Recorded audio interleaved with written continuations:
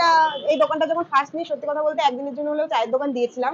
তো ফার্স্টে চায়ের দোকান দিয়েছিলাম, কিন্তু এখানে লোকজন অনেকে বলছিল যে তো আমার পাশের দিকে একটু সাপোর্ট করতো, তাহলে তো আমরা আরো দাঁড়িয়ে যেতাম। তো সেই সাপোর্টটা হয়তো কখনো পাইনি। কোনো একটা কিছু শুরু করার আগেই হয়তো কেউ আমাকে বলে পারবি, এটা করবি, আগে থেকেই বাধা। হ্যাঁ হ্যাঁ, তা করবি, পারবি না হয়তো, কেন তোদের মাথায় এই বুদ্ধিগুলো আসে, এরকম মানে মানুষের মেন্টালিটি। চলবে তো। এই যে আমি যেরকম বাড়ির দিকে গেলে অনেকে জিজ্ঞাসা করে এত কম রেঞ্জে দিচ্ছিস, তোদের কি লাভ হচ্ছে, কেন করছিস এগুলো, চলবে তো। দেখো দেখো এখানে কিন্তু লেখা আছে বড় বড় অক্ষরে মাত্র 35 টাকায় মাংস ভাত। দেখো বস, এখন নাকি হাবড়ায় মাত্র 35 টাকায় কিন্তু মাংস ভাত পাওয়া যাচ্ছে, এটা কি সত্যি? যাই হোক আজকে কিন্তু আমি চলেছি সেই বিষয়টা নিয়েই হাবড়ায়। কিন্তু এখানে বড় বড় অক্ষরে কিন্তু লেখা আছে মাংস ভাত মাত্র 35 টাকায়, এটা কিন্তু অবিশ্বাস্য। এই 2024 সালে এসে কিন্তু মাত্র 35 টাকায় যে মাংস ভাত দিচ্ছে, সেটা কিন্তু ভাবার বিষয় বস। দোকানটার নাম বলে দিচ্ছি, পাপির পাপঘর, ঠিক আছে। আর দিদির নাকি একটা স্ট্রাগলের ব্যাপার আছে, ঠিক আছে, সেই ব্যাপারটা নিয়েও তোমাদের সাথে একটু তুলে ধরবো কিছুটা হলেও। তো চলো ভিডিওটা কন্টিনিউ দেখো। আর যারা কোনো চ্যানেলটাকে সাবস্ক্রাইব করেন তারা অবশ্যই ভাইটার চ্যানেলকে অবশ্যই সাবস্ক্রাইব করে ভাইটার পাশে দেখো। দেখো দেখো এখানে কিন্তু লেখা আছে বড় বড় অক্ষরে মাত্র 35 টাকায় মাংস ভাত, সাথে কিন্তু ডিম ভাত মাত্র 40 টাকায়, ঠিক আছে। আর সবজি ভাত মাত্র 30 টাকায়। কেমন আছো বলো দিদি? ভালো আছি, ভালো আছো? হ্যাঁ আমরাও ভালো আছি। আচ্ছা কেমন চলছে তোমার দোকান এখন? মোটামুটি চলছে। মোটামুটি। হ্যাঁ। দোকানটার বয়স কতদিন হলো? এই 2 মাস। 2 মাস। 2 মাসে হাবড়াবাসীর থেকে কেমন রেসপন্স পেয়েছো? ভালোই তো বলছে সবাই। সবাই ভালো বলছে? আচ্ছা তো চলো আজকে আমরাও টেস্ট করবো, দেখবো কেমন হয় তোমার হাতের রান্না। আচ্ছা তুমি নাকি পুরো সবকিছু হাতে সব মশলা করো, ঘরোয়া মশলা সব? হ্যাঁ হাতেই করি, মশলা শিলেই বাটি, একদম ঘরোয়া পজিশনে রান্না করা হয়, একদম পুরো ঘরোয়ার মতনই। আচ্ছা বাড়ি থেকে কি সব মশলা করে নিয়ে আসা হয় না এই দোকানে এসে? বাড়িতে করা হয় না না না, এখানে বসেই করা হয়। সকাল থেকে এখানটায় বসে রান্না বান্না করা হয়, তারপরে এই যে নিচে একটা জায়গা আছে এর ভিতরে সব ঢুকিয়ে দিই, রান্না বান্না করে তারপরে এখান থেকে সাজিয়ে নিই। দোকানটার বয়স হচ্ছে 2 মাস, তাই তো? হ্যাঁ 2 মাস বয়স। আর দোকানটা কিন্তু খুবই ছোট, আর অল্প জায়গার মধ্যে কিন্তু সব কাস্টমার আসে, ভিড়ভাড়টাও একটু হয়, তাই তো? আচ্ছা তোমার দোকানে নাকি 35 টাকায় মাংস ভাত পাওয়া যাচ্ছে, এটা কি সত্যি? হ্যাঁ এটা সত্যি, মাংস ভাত পাওয়া যাচ্ছে 35 টাকাতে। আচ্ছা 35 টাকায় কি রকম মাংস পাওয়া যাচ্ছে একটু দেখাবে? হ্যাঁ অবশ্যই, দেখাবো না কেন। দেখাও। এই হচ্ছে 35 টাকার চিকেন। 35 টাকার চিকেন। আচ্ছা এটা সাইজ কেমন আছে, কত গ্রাম হবে আইডিয়া? 60 65 60 এরকম গ্রাম হবে, তাই তো? আর তার সাথে সাথে কি রাখছো? তার সাথে স্যালাড যাবে। স্যালাড? স্যালাড যাবে। আর কি আজকে কি কি আইটেম হলো সেটা? আজকে হচ্ছে মাছ, হচ্ছে রুই মাছ। আচ্ছা দেখো একটু তুলে দেখো রুই মাছ।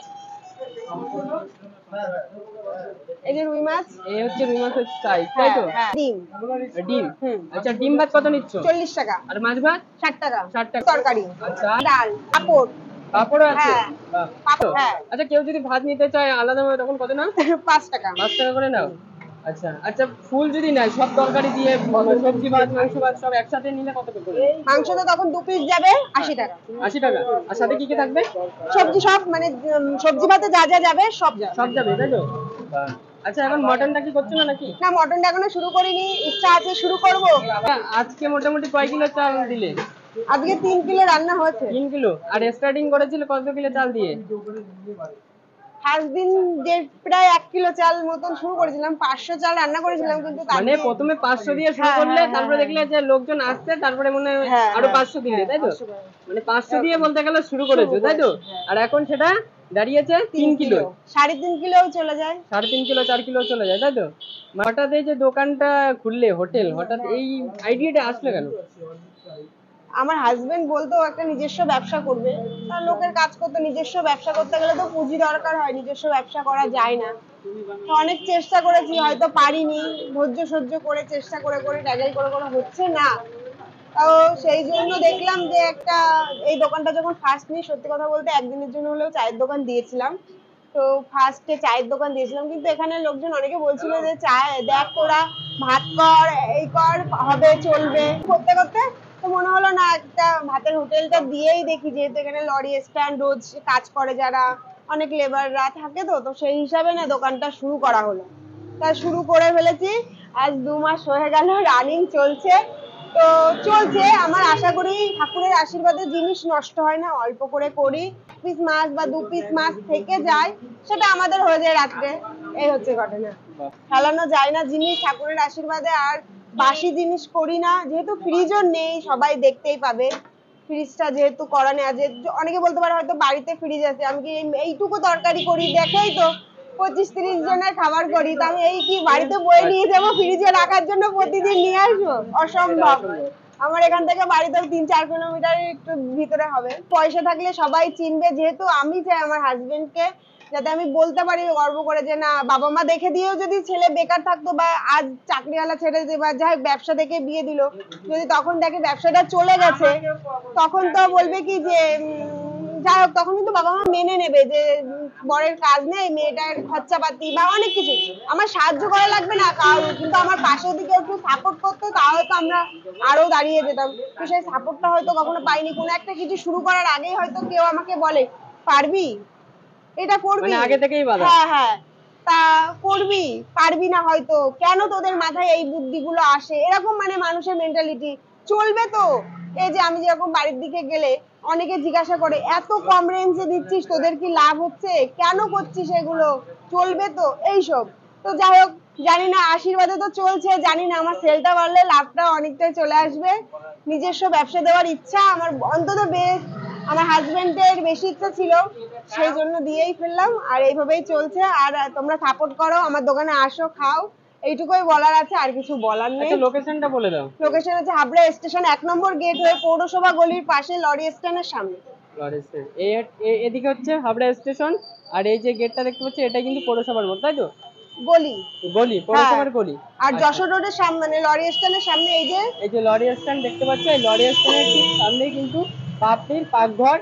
বাদির হোটেল থেকে কিন্তু নিয়ে নিলাম মাত্র 80 টাকার থালি। আচ্ছা, 80 টাকার থালি কেন বলছি সেটা তো তোমরা বুঝতে পারছো, কারণ শুধুমাত্র চিকেন দিয়ে 35 টাকায় পেয়ে যাচ্ছ তোমরা। আর যদি তোমরা সবকিছু নিয়ে সবজি ভাত, তারপরে স্যালাড, মাংস, 2 পিস মাংস দিয়ে তারপরে কিন্তু 80 টাকা হচ্ছে, এমনি এমনি কিন্তু 80 টাকা না, ঠিক আছে? যাই হোক, অল্প করে নিয়ে নিয়েছি, আর মুখে দেওয়া যাক। দিদি, সত্যি বলতে জাদু আছে মনে হচ্ছে তোমার হাতে, হ্যাঁ? কিন্তু আমি একটু লবণটা বেশি খাই, একটু লবণ দিও। তাছাড়া ডালটা কিন্তু মারাত্মক, পুরো ঘরোয়া খাবার, না গেলে কিন্তু তোমরা বিশ্বাস করতে পারবে না। হাবড়া এলাকা জানিয়ে দেবে এখনই। দেখো, সাথে কিন্তু আছে আলুর ভর্তা, যেটা আমি ভালো বাসি আর ভালো বলি, আলুর ভর্তা। খাওয়া যাক।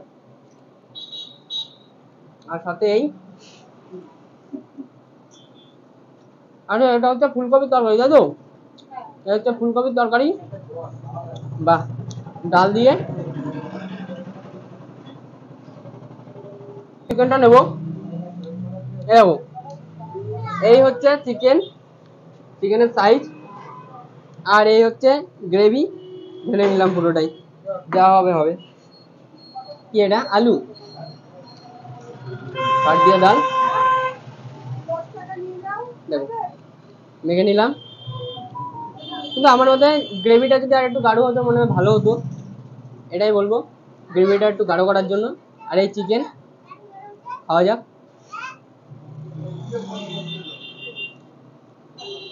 না, চিকেনের স্বাদ কিন্তু মারাত্মক,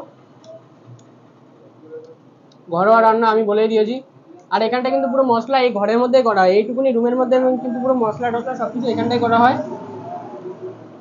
এই খাওয়া যাক, সাথে স্যালাড।